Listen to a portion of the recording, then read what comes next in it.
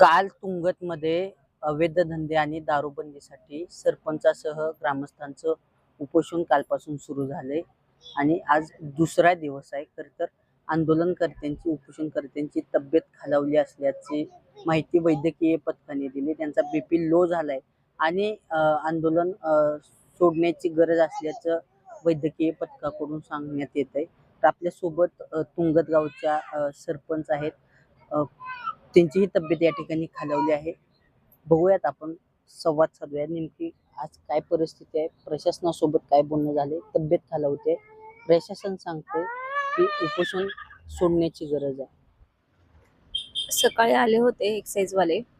त्यांनी बऱ्यापैकी आमच्या मागण्यांची पूर्तता केलेली आहे. पण पोलीस प्रशासनाकडे ज्या आपल्या मागण्या होत्या त्यांनी आणखीन काही दखल घेतलेली नाही. तर ते एक तासाभरात सांगतो म्हणतात त्यांचे काय जे असतील ते. बरं. वैद्यकीय पथकानं मग तपासणी केली. आता काही सदस्यांचे म्हणजे सर्वांच्या शुगर लो आहेत, पण एका सदस्याचा बीपी हाय झालेला आहे. तर त्यांना आपण शिफ्ट केलेले आहे इथे प्राथमिक आरोग्य केंद्रामध्ये.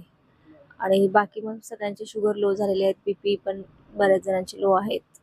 म्हणजे तब्येत खालावत चाललेली आहे बऱ्यापैकी सगळ्यांची. तुमची कशी आहे? सध्या बीपी पण लो आहे, शुगर पण लो झालेली आहे. त्रास होतो? थोडासा त्रास होतोय, चक्कर आल्यासारखं होतंय, बसं वाटत नाही, गरगरतंय. प्रशासन इतके निगरगट्ट झाले का की सरपंचाला दारू धंद्याविरोधात अवैध धंद्याविरोधात उपोषणाला 2-2 दिवस बसावं लागते. आता ते प्रशासनाचा भाग आहे. त्यांना आम्ही 15 दिवसापूर्वी नोटीस देऊन सुद्धा त्यांनी दखल घेतली नाही. आता 2 दिवस जर उपोषण करतो तरी दखल घेण्याच्या त्यांची मनस्थिती दिसत नाहीये. तर आता प्रत्यक्षात तासानंतरच ते काय आता देतील आम्हाला, त्यावरती कळेल की प्रशासन नक्की काय म्हणजे त्यांना पाठबळ देते की आमचं खच्चीकरण करतं, हे आपल्याला त्यानंतरच कळेल. सकाळपासून पोलीस प्रशासन या ठिकाणी दिसलं नाही. होतं का पोलीस प्रशासन? पोलीस प्रशासन नाहीयेच आहे, फक्त मगाशी येऊन गेले डिपार्टमेंटवाले. ते पण म्हणजे बोलण्यासाठी आले होते. आणि सगळ्यात महत्वाचं पोलीस डिपार्टमेंट मधले जे मेन अधिकारी आहेत तालुक्याचे, ते आणखीन तरी आलेले नाहीये तिथे भेट घेण्यासाठी. पूर्णपणे तुमच्याकडे दुर्लक्ष केलेलं आहे. जे कॉन्स्टेबल आहेत किंवा एपी आहेत, रणदिवे साहेब, ते येऊन गेले. पण जे मेन अधिकारी आहेत चिलावर साहेब, ते आणखीन तरी इकडे आलेले नाहीये. जाणून बुजून दुर्लक्ष होतंय का, असं काय वाटतं का? नाही, तसंच असणार ना. आता जाणून बुजूनच केल्यासारखं आहे ना. 2 दिवस उपोषणावर बसतोय तरी इथे येण्याची त्यांना जर वेळ मिळत नसेल तर हे जाणून बुजून केल्याचंच लक्षण नाही ना. तर आता काय घेतात बघूया, दखल घेतात का काय करतायत, त्यानुसार मग आपण आंदोलन कसं करायचं ते ठरवूया. उत्पादन शुल्क विभागानं कारवाई केली, होय. मला सांगण्यात आलं.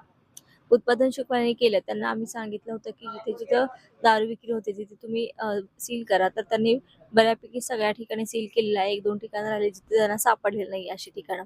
आणि बाकीची कारवाई ते करतो म्हटले. त्यांनी जसं आम्हाला लेखी पण दिलेलं आहे. तसं साहेबांनी मगाशी सांगितलेलं आहे न्यूजवाल्यांना. आता पोलीस प्रशासनाकडून पोलीस प्रशासनाचा आम्ही वेट करतोय. लेखी नाही तोपर्यंत मागायला नाही लेखी, कारण तोंडी कोणी ऐकतं ना. आज आम्ही उपोषण बंद केलं तर उद्या कोण दखल घेणार आहे? 2 दिवस उपोषणावर बसून सुद्धा दखल घेतली जात नसेल तर नंतर कोण दखल घेईल आमची? त्यामुळे उपोषण जोपर्यंत लेखी देत नाही तोपर्यंत उपोषण बंद नाही होणार. घरी सगळ्यांच्या उपोषणकर्त्यांच्या मुलं बाळ आहेत, काय बरोबर आहे. मुलं काही लहान मुलं आहेत सगळ्यांच्याच घरी बऱ्यापैकी. तर त्यांचाही विचार प्रशासनाने केला पाहिजे की उपोषणकर्ते जे आहेत त्यांची तर तब्येत आहेच, त्याच्यासोबत त्यांच्या घरच्यांची सुद्धा काळजी घेणे त्यांचं काम आहे आणि ते प्रशासनाने केलं पाहिजे. तर महिलांवर संपूर्ण घराची जबाबदारी असते. सगळं सकाळपासून संध्याकाळपर्यंत घरची जबाबदारी कामाची पार पाडावी लागते आणि तुम्ही महिला आज उपोषण करताय. घरचं कुठे मागे राहते, काय होतंय? कसं आहे, घरचं तर आपण करतोच, पण आज गावाला आपली गरज आहे आणि सगळ्यात महत्वाचं महिलांना गरज आहे गावातल्या. त्यामुळे ह्या सगळ्या महिला एकत्र आलेल्या आहेत. कारण घरचं तर आपण दररोज करणारच आहोत, पण कुठेतरी ह्यालाही विळखा बसला पाहिजे ह्या दारूसाठी, अवैध धंद्यासाठी. आणि त्यासाठी एक पाऊल पुढे म्हणून ह्या सगळ्या महिला आम्ही एकत्र आलेलो आहोत. गावासाठी 2 दिवस घर सोडून आपण एकत्र आलेलो आहोत. दारू बंद झालीच पाहिजे. ते तर आहेच. दारू बंद झाली त्यासाठी तर एवढा उपवास केलाय ना. ते बंद झालीच पाहिजे ना. इतक्या सगळ्या महिला इथे येऊन जर त्यांचा वेळ देत असतील तर त्याचा निर्णय लागलाच पाहिजे. दारू बंद झालीच पाहिजे पूर्ण आणि ती तात्पुरती नकोय, कायमस्वरूपी बंद झाली पाहिजे. तरच त्याला काहीतरी यश येईल ना. 2 दिवस जे उपोषण केले त्याच्यामागे एवढ्या सगळ्यांचा वेळ वाया गेलेला आहे. सगळ्यांच्या घरात प्रत्येकाच्या घरात काही ना काही प्रॉब्लेम्स असतात, तरी सुद्धा इथे येऊन वेळ बसलाय. म्हणजे एवढं सगळं करून जर दारू बंद होत नसेल तर मग त्या उपोषणाला काही अर्थच राहणार नाही ना. नक्कीच दारू बंद झाली पाहिजे.